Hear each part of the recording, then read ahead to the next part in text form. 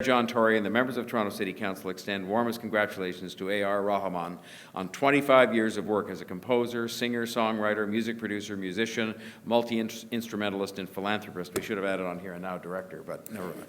Mr. Rahman is a living music legend whose talents have been celebrated worldwide and that continue to inspire countless lives. His endeavors span among local and international artists through music, dance, and theater. His presence is always welcomed in our city as his iconic work reinforces the need to celebrate the arts and the entertainment scene in Toronto. We wish you continued success as our industry in Toronto continues to look for opportunities to collaborate with you. And then I'm going to add in the sentence, and we want you to visit often and even consider establishing a third home here. Write that in.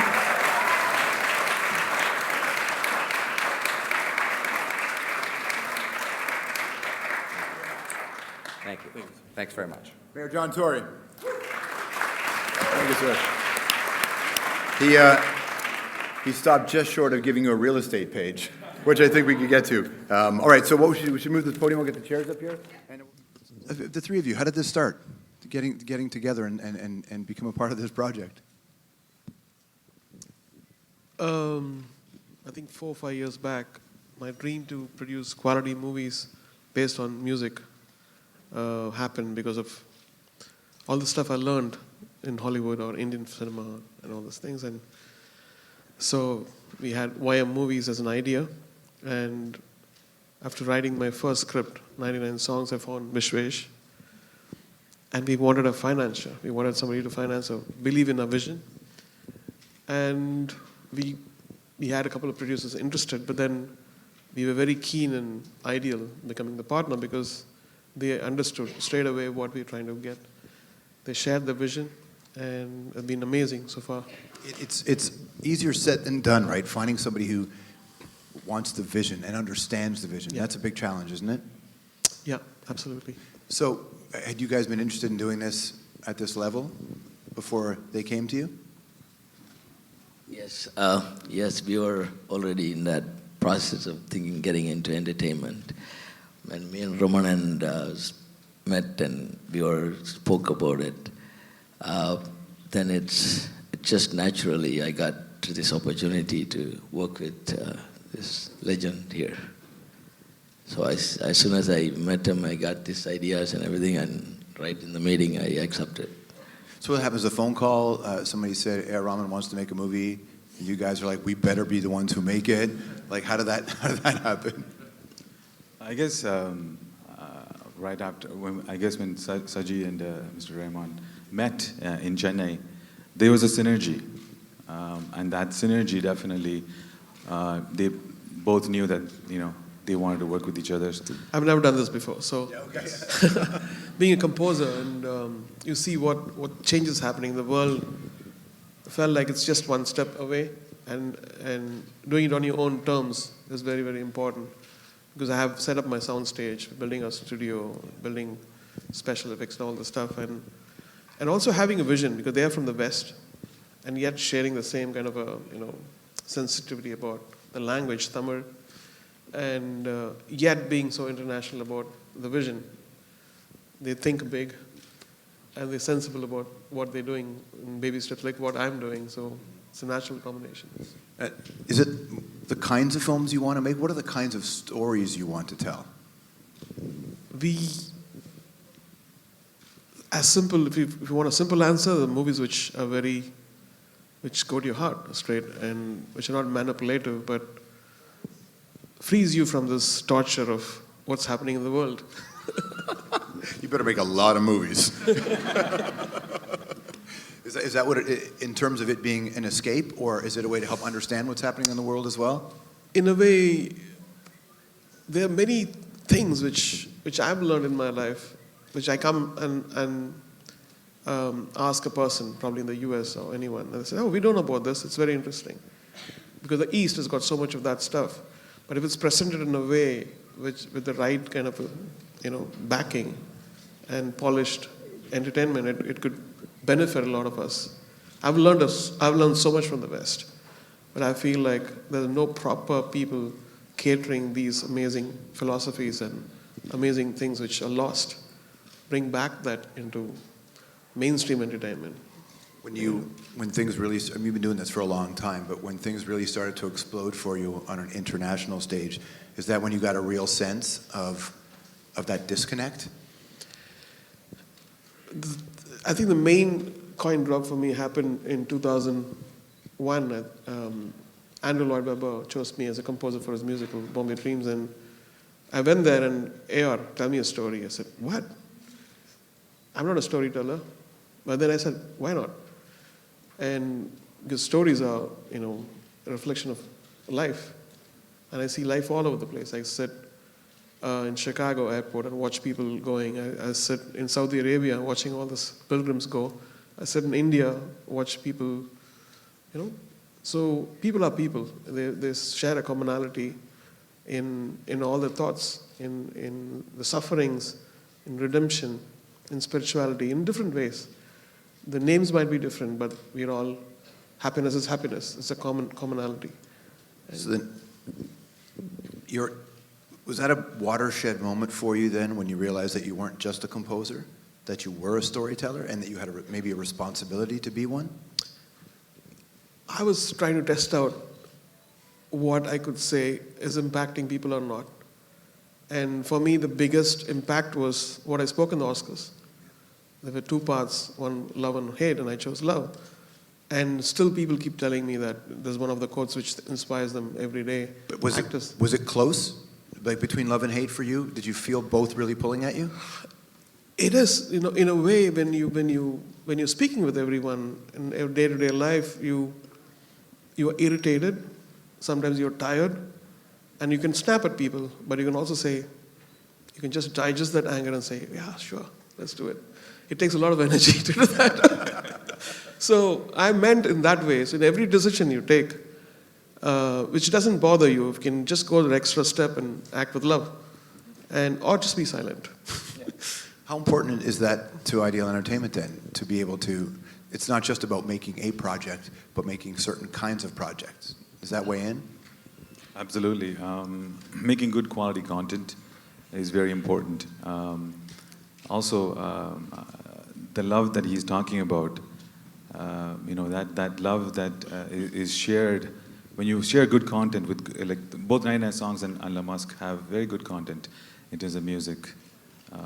And when you share that kind of love, you create magic, you create good moments.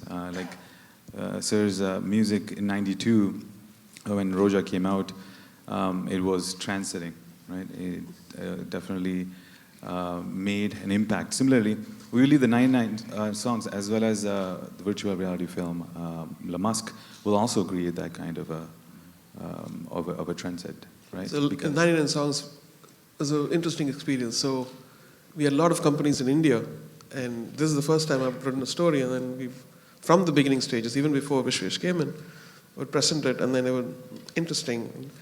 And the first time when we had Vishwesh narrate to them, they were spot on. I said, this is interesting, it's different, and let's do it. So it gave me a confidence too, because I was doing something for the first time, right. And yet having a kind of surety about what I was getting at, the path. Is there something really, I mean, it doesn't happen often, but something really interesting and amazing about being able to work with people and you're building it together? Because sometimes, in Hollywood, or especially in India as well, it's an established industry and everybody has rules. Yeah. They have an opinion, and finally it becomes nobody's child. and you can't push yourself. Absolutely. So give me the balance of surety and unsureness you had about stepping into this world. I always believe in intentions. I think the intention is to work towards success, which be honest about it, because whether it's my money or other people's money, there's a kind of responsibility we take, and I want them to come back to me. And that's the whole idea. It's a relationship, and we are all being honest. We're trying to work hard, and also learning at the same time. There's so much changing in this world. Last year we had 4K. Today we have 8K. We have virtual reality. We have so much going on. Are we using all this stuff in storytelling? This 360 VR must be so exciting for people who make music video, music film. What you can do with that, that's got to be something that excites you. He was there while shooting it. Yeah. It's really exciting. Actually, what's exciting is that when you shoot this movie, like when you shoot a typical film, you can light it and you can set it up in such a way. With VR, you put that camera and it's 360. You can't hide lights Can't anywhere. hide. Yes. But So we had many strategies. scenes, my hands are seen like me, and oh my God, you have to paint it out. That's what you have to do. Yeah. Let's go all the way back. Your earliest memories of watching your father make music. When do you first clue into that? He was a Superman. I mean, I just saw him for like 3-4 years, and he passed away. But I was seeing him work in 7 different places at the same time. So he'll have this Morris Minor car, and he would go to one place. Because he was an arranger, composer, so he would arrange for people who didn't know about arrangement. And so he'll go to, that's how he fell ill and he overworked, and he wanted to get a house for us. So he had to work so hard. And were you old? You were young then, so were you able to really process what he was doing? You had said that he was really overworked. Yeah, I think it took me ages to realize what he was going through. And in fact, that set me on the path. Like, my father was the most respected, gentleman. He passed away, but after death, he had so much of respect. If I have to do something, it has to, take from there and go further. And whether it's in the interest of musicians or in music or innovation, everything, I think I inherit everything from him. Do you find as you get older, you notice more of his behavior in you? Sorry? As you get older, you look back and go, Yeah, oh, very strange. I did an Unplugged for MTV last month, and in one of the shots, I just saw him. Yeah, the same kind of head and everything. I was shocked for the first time. I thought I had my mother's face. Your mother played a huge role in you actually doing this, because as I understand it, you toyed with the idea of being an engineer. Yep. And so even though your father was this established music person, you were going elsewhere? Yes, I think I was fascinated by electronics. I never knew that these two could combine and it would go further. And my mother actually once, she stood outside my high school and said, leave this and come back to your father's job. And I was so angry with her at that time. I felt disappointed and betrayed, but then now when I look back, if she had not done that, I'll be in a corner shop repairing computers. As we understand it, after his father passed, they had all this musical equipment, and your mother would rent it out to musicians to help for them just to support you. And at some point, people said, well, you can sell this and live off the interest, right? Yeah. And she said, no, because she Yeah. thought this was your future. Yeah, it's amazing how that happens exactly opposite in other homes, right? You want to go to music? Don't do that. Become a doctor. But she said, no, I don't want all that. What do you think she saw in you? Did you give her any indication that this was your thing? I think she's a gifted sixth sense she's got in everything, dangerously. She was predicting everything before, and she would find the right spiritual teachers. And now she's really, really ill. She's losing her memory, but remembering her as the force behind me. How was that for you and the rest of your family going through Very this? hard. And I think being so connected to the spiritual side of the music is what makes it so powerful too, because it isn't just you putting notes down. Like you're feeling something. We'll come back to that. I know how I felt when I got mine, was it your father or somebody gave you your first keyboard? Because that is a real combination of electronics, engineering, and music. What was that like when you first were able to sit by yourself and play with that? Well, all these are very, very expensive equipment he bought. And after he passed away, I was the only one who knew to set up. I was a roadie. I used to set up for light music orchestras. At the age of 11, they just put me on a vehicle and I'll go set up stuff and come back home. That's So- crazy. Was it 11. fun for you at that time? No, it was a part of I didn't know what was fun, because this is fun, of course. Yeah. I'm living my childhood now. That's how you know you're winning, by the way. That's what winning is. Absolutely. So you get the keyboard. Talk to me about when you started to play. I was not a very good keyboard player. I still want to learn. But what transcended to become what I was is spirituality. It's not about the techniques, it's about implementation, it's about combination of things. many things I learned outside the school, outside music, is what made me what I am now. How do you juxtapose two completely contrasting ideas and make it one? This I learned from my mentor, Mani Ratnam. He would make me do some crazy stuff, and I was like, why is he making me do this? And finally, after 3 years, I get it. Oh, that's why he made it too. It's like your own Karate Kid. Did he also finished one of your father's pieces? Or no, somebody else that you worked with? Your father had a composition in progress, and you helped see it through. No, I don't know about that. Yeah. I think that happened once, though, as I understand. Learning from your mentor, having those realizations, are you an easy learner or are you very challenging? Do you challenge everything you get? Learning is, again, a heartfelt process. I learn only what I want to learn, what I need to learn, I think. There's so many things out there, but not all of them concern you. And what concerns you is very, very important.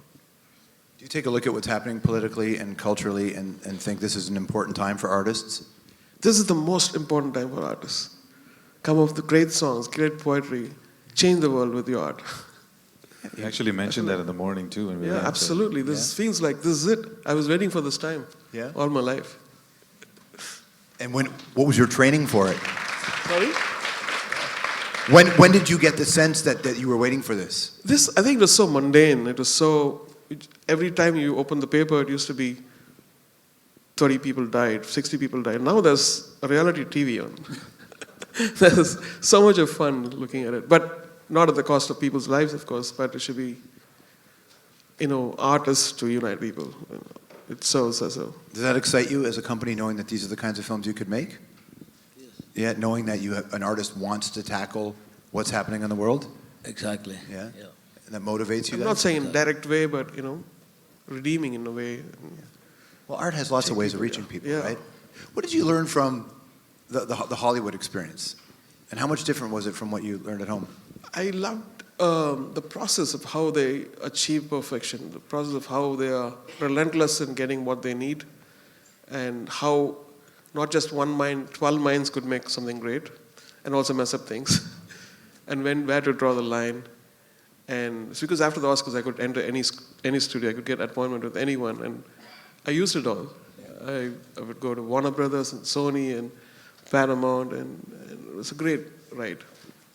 And through that, I think, I was once in Walt Disney, 100 Years of Celebration, and I was the only brown man there. Everybody was looking at me. It's something that you notice pretty quickly, isn't it? Yeah. But that's a great place to be in because because usually I never go. I quietly move away, but this time I felt like, why not?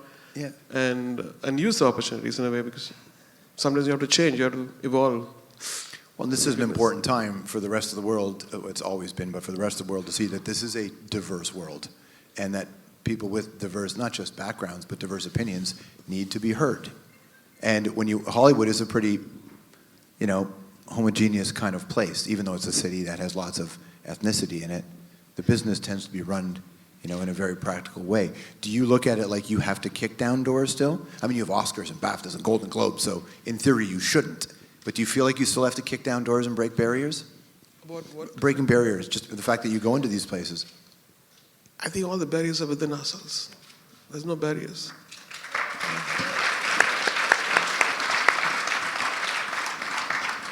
Yeah, but then you hear Oscar so white.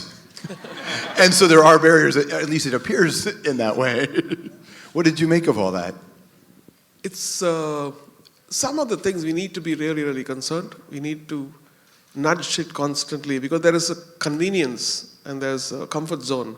I'm not saying people are racial. There's a convenience and because I'll vibe with this person better. It happens to be a white person or a black person.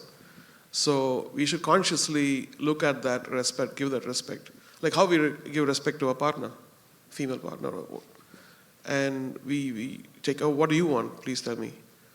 Or we don't order for the other person. What do you want? So exactly, the same way, I think even in art, it's very, very important. Because when you're in a room of musicians or room of artists or co-travelers, we need to be considerate. We need to have that consideration. Was that always a part of you? I've learned it. I've been served all my life because I was the earning member of the family. Right. But after traveling is when I learned all this, probably from 2000, living in England, living in America, living in, going to all these places, fancy places, Iraq, Saudi Arabia, Iran, and Australia, Singapore. Seen the world mostly, Russia. When you would come home from all these trips, how did your mother react? What did she want to know? What was that like? The only thing she asked, have you eaten? Do you get food there, Indian food? I'm not bothered about anything. Did I read somewhere? I don't believe almost anything I read, but somewhere that said that this was back a couple of years ago that you hadn't even hugged your mother, that you weren't that kind of family. Is that accurate? It is South Indian culture. I think most of North Indians, I would say most of them. In South India, we don't hug each other because it's very warm. We're all sweaty. So has that not changed yet? You still not hugged your mother? There's a lot of power. She's also, I think she's widowed at the age of 26. Yeah. So she has her own, thing about it. Right. She's not that kind. No, okay. What do you think the success you've had has meant to your family and meant to your community, your success? I think for me, now the success it's got so many strings attached because I run a conservatory. I'm the principal of the conservatory, and I want my students to look up to, our principal has won this prize, or he's done a great composition. So it actually motivates me. Like, you have people coming from all over India studying there, and then have to be in a way, a role model for them. And also financially, I'm also helping the conservatory to expand or buy equipments or get a container worth of 9 pianos from the US. All this is only possible with strive for success. Important. And also philanthropy is a big part of what you're doing too, right? And you guys have, I think that you mentioned proceeds, 100% of the proceeds from the fourth is going to go to your foundation? Correct. Yeah, talk about that and your foundation. The Sunday we have a movie called One Heart movie, which is a concert film. And It's with you and your band, right? yes. Yeah. And the whole idea of that is, for 10 or 15 years, my musicians don't have any pension. They don't have this, they don't that. All of them, then they get old. They're very naive enough. They earn a day and then they drink and then... I don't drink, thank God. I know what's going on. And most of them are, live for that. They are poets, they're artists. And after 60, you find most of them, my daughter has to get married, I don't have money. I've got cancer, I don't have money. I have this, I don't have money. And you feel like you have to do something for this, all over India. So we're setting a foundation called the One Heart Foundation. It's just a seed, it's just a foundation now. I'm sure it's going to be expanded by all the kind musicians out there or anybody who wants to support it. It's really respecting the music, not just the end result, but everybody who makes it. And that's important. I think when they get old, it's pathetic. And this would encourage to probably put the kids into music because they have security. And this is an art which so many people have benefited, but nobody takes responsibility. Nobody has a legitimacy, gives the legitimacy which it demands or it requires. So this whole YM movies is about that. If you look at where your career is now, I don't think nobody ever predicts where their career is going to go. But when you started, is it anywhere near where you thought you were going to go? It's different.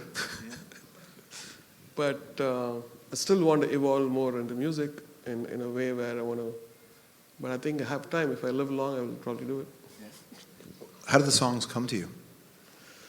And has that changed? I think out of the frequency of things that you do, you get a vibe of whether it's a good or bad song, and then you can throw it off, or you can keep it, or you can present it to the directors or the people who commission you, and that's very, very important. You know that this seems to be special, and then you work towards even more beautifying it, and that's why I take more time for certain songs. I know that it's going to stay.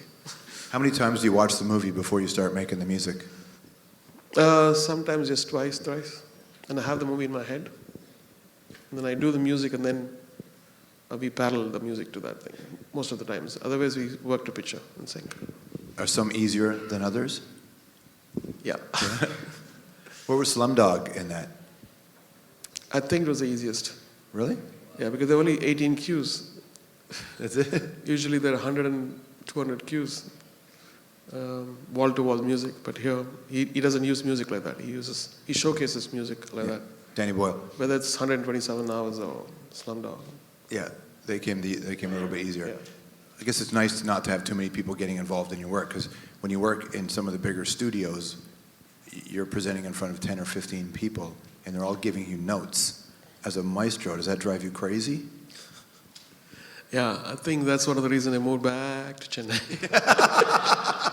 And started doing my own movies, so we do that to other people. And so you're hoping, now you guys know how he wants to work, right?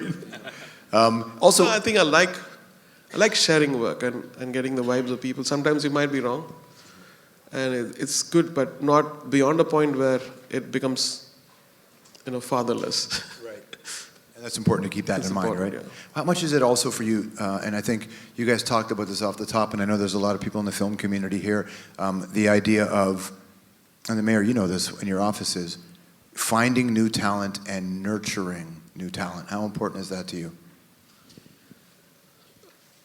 I think each generation has its own original person, and some unfortunately sometimes people want to become like somebody else. That's first rule, not to do that, and see what you can come out. You will not be noticed at all. You have to learn all the stuff which people have before you are there, and then forget that. Yeah. Then find your own voice. It's probably the easy once you understand. That's the easiest, but difficult. Does each generation have a message or have something that needs to be said? I think the message is the same over generations. It's like that's the foundation of humanity, and it's tried and tested. And Toronto and Canada, and what it means. I grew up in Malton, so I grew up in a neighborhood that was heavily population of Indian and Pakistani, and so I grew up around the culture. When you first came here, I mean, there's a street in Markham named after you. So when you came to Toronto and understood what it was like, did you get a sense that it was a welcoming place? It was, yeah. My favorite was the Young Street. I used to buy all the laser discs there. Yeah. and did you live here for a while when you worked? I lived for 3-4 months when I was doing Lord of the Rings. Yeah. And then went back. Did you feel like you were a Torontonian at that point? I lived in the snow, so it was not good. I wanted to get out that time. But in the summer, it's great. And because people from my state especially, we don't like multiple layers. Yeah. And feel like somebody's clinging onto you. Yeah. We all feel like we're being choked out. Especially while working. We can imagine. Well, thank you so much for your time, and thank you very much, gentlemen. I really appreciate your time. And thank you to everybody who came today. Thank you again. Thank you.